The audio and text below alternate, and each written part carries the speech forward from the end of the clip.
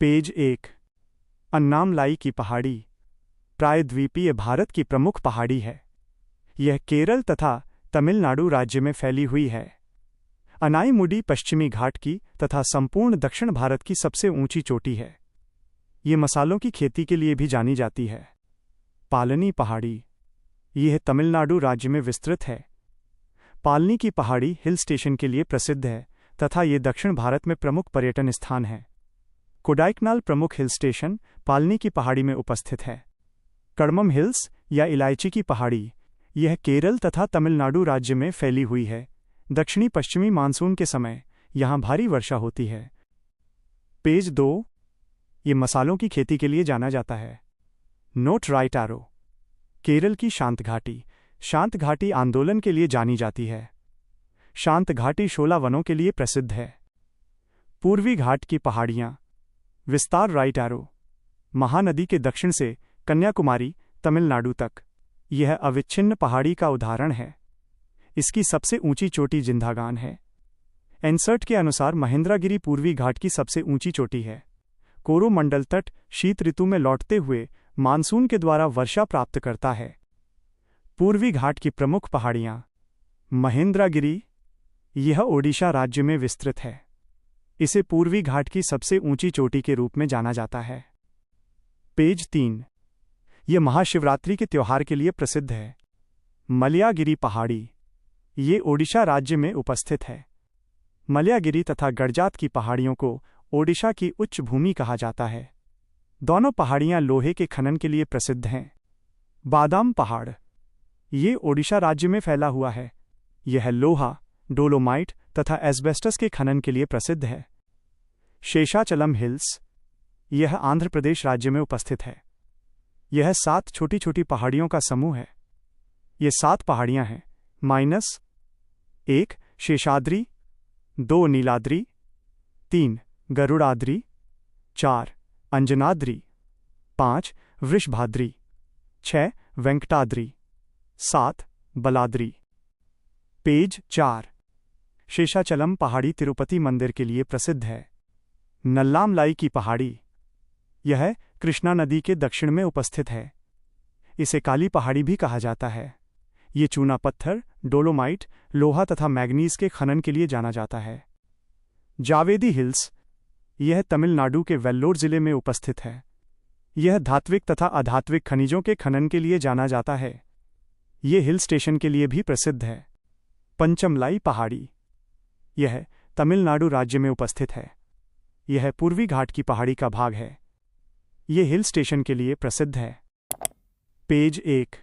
Diagram का विवरण शीर्षक भारत के द्वीपीय प्रदेश के नीचे एक फ्लोचार्ट दिया गया है जो 2 भागों में विभाजित होता है। बाईं ओर बंगाल की खाड़ी में उपस्थित द्वीपों का समूह राइट एरो अंडमान एवं निकोबार। दाईं ओर अरब सागर में उपस्थित द्वीपों का समूह right arrow Lakshadweep.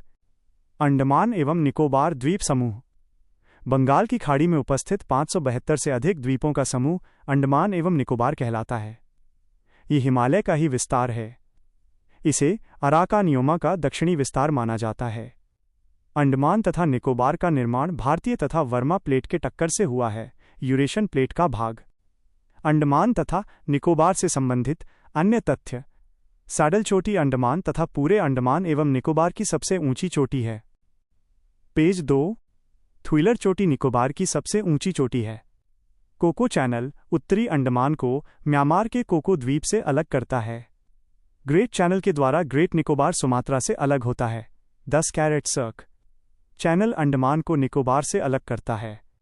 Duncan passage दक्षिणी अंडमान को लिटिल अंडमान से अलग करता है।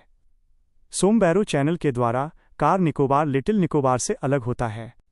अंडमान एवं निकोबार की जनजातियां अंडमान तथा निकोबार में कई जनजातियां निवास करती हैं। 1 ग्रेट अंडमानी, 2 निकोबारी, 3 जारवा, 4 सेंटिलीज। ये जनजातियां अति संवेदनशील जनजाति समूह के अंतर्गत शामिल हैं। PVTG। पेज 3। अंडमान तथा निकोबार की जलवायु अंडमान निकोबार की जलवायु उष्णकटिबंधीय आर्द्र जलवायु है। अंडमान तथा निकोबार में मानसून का आगमन राइट एरो मई के तीसरे एवं चौथे सप्ताह में। अंडमान निकोबार में ग्रीष्म ऋतु में दक्षिणी पश्चिमी मानसून के द्वारा तथा शीत ऋतु में लौटते हुए मानसून के द्वारा वर्षा होती है। औसत वार्षिक वर्षा 250 सेंटीमीटर से अधिक होती है। वनस्पतियां। अंडमान तथा निकोबार में सघन वनस्पतियां पाई जाती हैं। इस क्षेत्र में मैंग्रोव, सदाहरित तथा पर्णपाती वनस्पतियां पाई जाती हैं। अंडमान तथा निकोबार प्रचुर जैव विविधता के लिए जाना जाता है। आर्थिक क्रियाएं। पारिस्थितिकी, पर्यटन, जल क्रीड़ा, बीच पर्यटन। पेज 4। प्रवालों की अलग अलग प्रजातियां। कृषि। यह द्वीप नारियल की खेती के लिए जाना जाता है। अंडमान निकोबार में उपस्थित नदी घाटियां चावल की खेती के लिए अनुकूल हैं तथा पहाड़ी क्षेत्र रबड़ की खेती के लिए अनुकूल हैं। लक्षद्वीप। अरब सागर में उपस्थित 36 से अधिक द्वीपों का समूह लक्षद्वीप कहलाता है। प्रमुख द्वीप। बिट्रा आइलैंड, चेतलत द्वीप, किल्तन द्वीप, अमिनी दीवी द्वीप, कदमथ द्वीप, अगाती द्वीप, पिट्टी द्वीप, एंद्रॉट, कवरत्ती, कनौर, कालपेनी, मिनिकॉय। पेज 5। 9 कैरेट सर्क। चैनल लक्षद्वीप के मिनिकॉय को कालपेनी से अलग करता है। लक्षद्वीप का निर्माण। ये प्रवाल द्वीप के उदाहरण हैं। ये द्वीप जलमग्न हो चुके ज्वालामुखी द्वीप के चारों तरफ प्रवालों के इकट्ठा होने के कारण निर्मित हुए हैं। नोट 1। अम्निदीवी, मिनिकॉय, सुहेली, कवरत्ती बड़े द्वीप हैं। 2 8 कैरेट सर्क चैनल मालदीव को लक्षद्वीप से अलग करता है।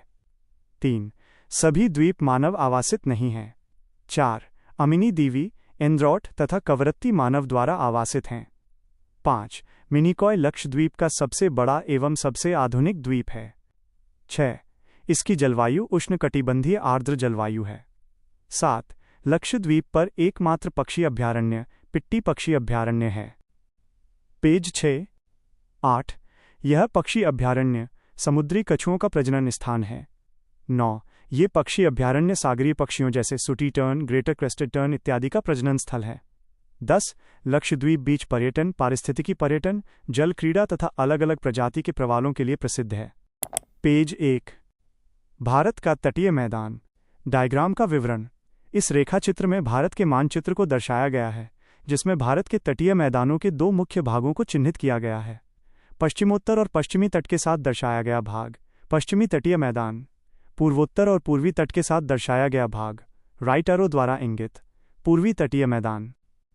पश्चिमी तटीय मैदान। डायग्राम का विवरण।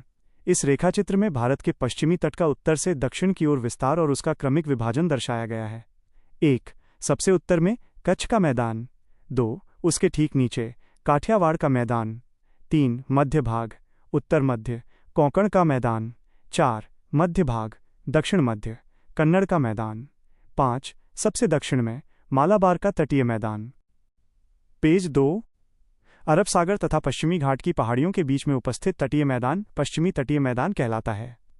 ये मैदान उत्तर में गुजरात के कच्छ के रण से लेकर दक्षिण में कन्याकुमारी तक फैला हुआ है।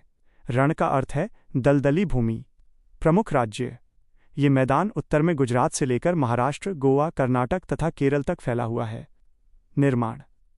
यह मैदान प्रायद्वीपीय भारत की पश्चिम की तरफ प्रवाहित होने वाली नदियों के द्वारा अवसादों के निक्षेपण की प्रक्रिया का परिणाम है। पश्चिमी तटीय मैदान की विशेषताएं। यह मैदान निक्षेपणात्मक मैदान का उदाहरण है। पूर्वी तटीय मैदान की तुलना में संकरा मैदान है।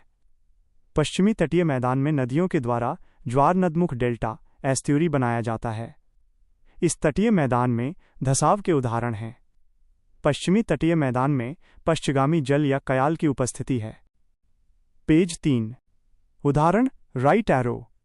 केरल की वेम्बनाड झील सबसे बड़े कयाल का उदाहरण है तथा ये केरल की एक आर्द्रभूमि तथा रामसर स्थल है। यह झील प्रवासी पक्षियों के लिए प्रसिद्ध है। पश्चिमी तटीय मैदान का वर्गीकरण। कच्छ का मैदान। ये सागर तथा लैगून के द्वारा घिरा हुआ है। महान रण, दलदल तथा छोटा रण कच्छ के मैदान में उपस्थित है। ग्रेट रण लूनी तथा बनास नदियों के द्वारा अपवाहित होता है। काठियावाड़ का मैदान। यह मैदान कच्छ के मैदान के दक्षिण में उपस्थित है। यह पूरब में छोटा रण तथा उत्तर पूरब में नल बेसिन से घिरा हुआ है। गिर तथा गिरनार की पहाड़ियां काठियावाड़ प्रायद्वीप में उपस्थित हैं। पेज 4। गिर की पहाड़ी एक राष्ट्रीय उद्यान भी है जो कि गिर शेर के लिए प्रसिद्ध है। कोंकण मैदान। यह मैदान काठियावाड़ मैदान के दक्षिण में उपस्थित है तथा यह मैदान दमन से लेकर गोवा तक फैला हुआ है। इस मैदान में सागरीय तरंगों के द्वारा अपर्दन या कटाव के प्रमाण विद्यमान हैं। मुंबई, जो कि पहले एक द्वीप हुआ करता था, इसी मैदान में उपस्थित है। कन्नड़ का मैदान। इसे कर्नाटक का मैदान भी कहा जाता है। यह मैदान गोवा से मंगलोर तक लगभग 225 किलोमीटर लंबा है। इसके तटीय भाग में कई प्रकार की सागरीय स्थलाकृतियां हैं। मालाबार तट। यह पश्चिमी तटीय मैदान का सबसे दक्षिणी भाग है। इसका अधिकांश विस्तार केरल राज्य में है, यही कारण है कि इसे केरल का मैदान कहा जाता है। पेज 5। यह कर्नाटक के मैदान से अधिक चौड़ा है तथा यह कम ऊंचाई का मैदान है। इस मैदान में कयाल या पश्चिगामी जल उपस्थित हैं।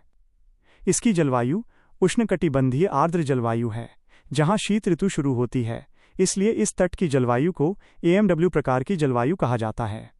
इस तट पर ग्रीष्म ऋतु में दक्षिणी पश्चिमी मानसून के द्वारा भारी वर्षा होती है। यह तट मसालों के व्यापार, पर्यटन, मत्स्यन, नारियल तथा केले की कृषि के लिए जाना जाता है। पूर्वी तटीय मैदान। डायग्राम का विवरण। इस रेखाचित्र में भारत के पूर्वी तट के क्षेत्रों को उत्तर से दक्षिण के क्रम में विभाजित करके दर्शाया गया है। 1. उत्तर पूर्वी भाग, उत्कल का मैदान। 2. मध्य पूर्वी भाग, उत्तरी सरकार। 3. दक्षिणी पूर्वी भाग, कोरोमंडल तट।